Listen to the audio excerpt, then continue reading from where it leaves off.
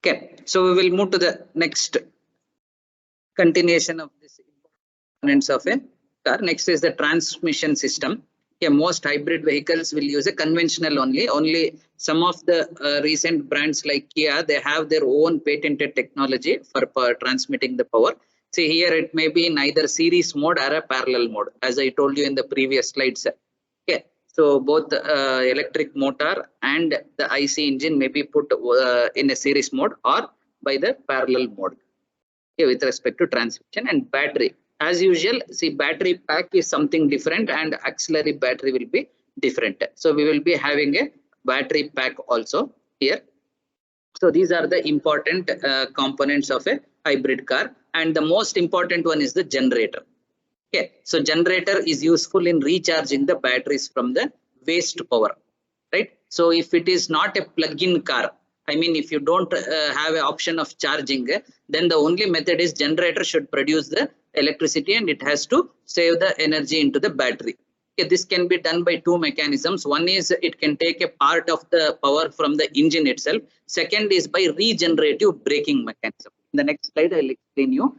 Okay, regenerative braking is nothing but when you decelerate the vehicle, when you apply the brake onto the vehicle, whatever excess kinetic energy is there, that will be converted to electricity with the help of a generator, and the battery will be charging. The waste energy will be recycled. So these are the 6 important components of a battery, I mean a hybrid electric vehicle, right? So there are certain advantages of a hybrid vehicle.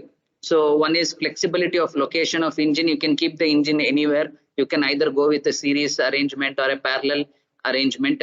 Okay, and it has a simplicity of drive chain. Okay, it is suitable for short trips with stop and go traffic also, right? Or it can be taken for long drives also, right? It has a good amount of flexibility. As we discussed earlier, when there are certain advantages, definitely there will be some limitations also.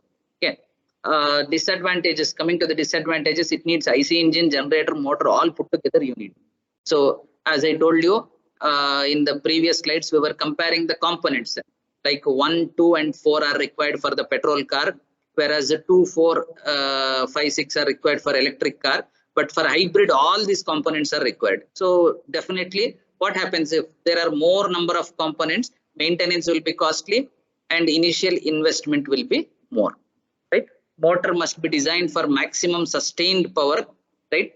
See here, one thing you have to keep in mind, both the motor as well as the engine should be designed for the maximum possible power. Okay, so that the cost will be very high, right? All drivetrain components needs to be sized for maximum power only. Suppose you are keeping in a parallel mode, there will be two different drivetrains, one for electric, one for your petrol car. Okay, then if you are only running in the petrol mode, then complete drivetrain and maximum power should be coming from the petrol mode. If you are running on the electric mode, complete power should be generated. So you cannot design it for 50% electric or 50% fuel. Okay, so you have to design it for 100% fuel plus 100% electric. Just imagine both the components, one electric vehicle car and one petrol vehicle car, all the components present in both the vehicle, you are integrating into a single car. So that the cost will be higher, maintenance sometimes might be higher in some cases. So these are some of the advantages and limitations of a hybrid electric vehicle. Please make a note.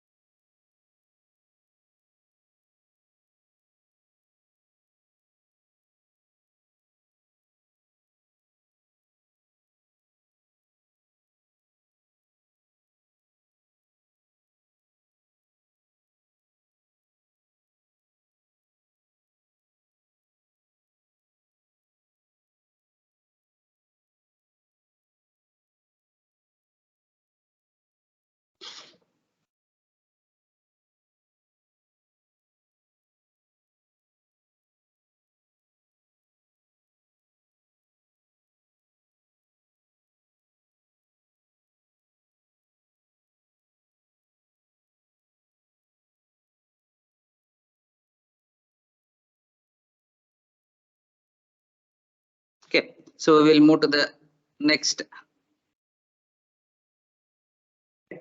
So two types of hybrid electric vehicles we discussed. One, you will be having a hybrid EV with a battery plus IC engine. Okay. So there will be no question of any plug-in here. You will not be charging your car, right? Then where does the energy come from the battery? Battery will be charged through regenerative braking and by IC engine. No extra plug-in will be there, right? So here no question of charging the vehicle. So battery will be automatically charged by taking some amount of power from the engine as well as by regenerative braking. What is regenerative braking here? So it is an energy recovery mechanism. Okay, so that slows down a moving vehicle or object by converting its kinetic energy into the form that can be stored or used immediately. Every moment you apply the brake, whatever kinetic energy is there, that kinetic energy will be taken out and a generator will be running. From that generator, your battery will be recharged.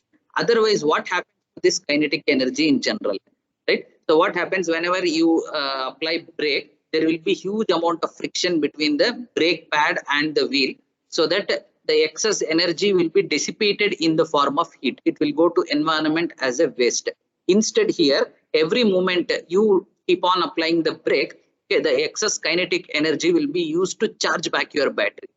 Okay, so as simple as that, the whatever waste energy is going out, that will be used to charge your battery, right? So in this mechanism, the electric traction motor uses the vehicle momentum, okay, motion to recover energy that otherwise would have been lost as heat.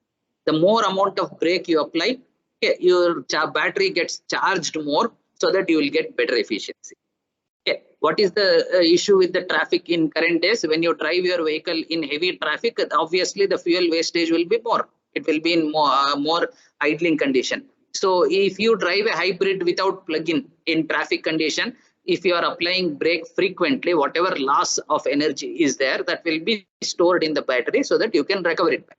So obviously you will get better mileage. So this is the first type of battery vehicle, wherein there will be no separate plug-in for charging. The second is plug-in hybrid vehicle, wherein you will have both the sources separately.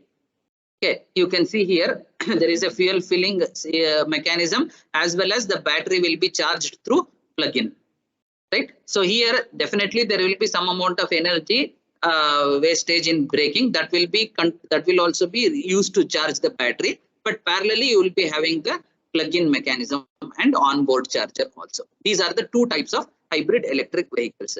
You can see in the first type only one source of fuel is there, the wastage energy plus some part of energy from the engine will be taken to the battery. In the second type, okay, completely you will be supplying the energy from the onboard charger. So these are the two types of electric vehicles, right?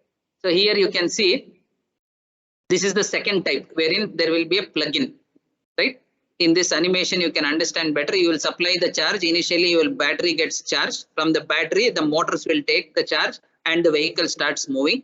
Parallelly your IC engine also will be working. It will also help in recharging the battery frequently, and your drivetrain will get the energy from the fuel also. So this is the second type of vehicle, that is plug-in electric car.